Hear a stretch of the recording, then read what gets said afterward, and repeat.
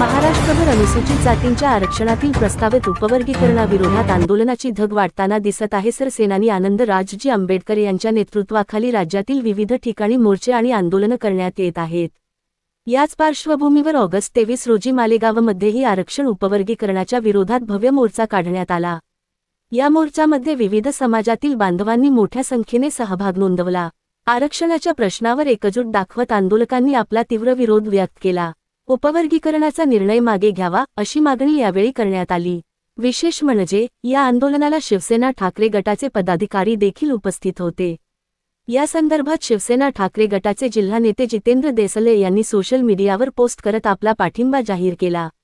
मालेगावच्या आंदोलनाला मिळालेला हा राजकीय पाठिंबा आता चर्चेचा विषय ठरत आहे.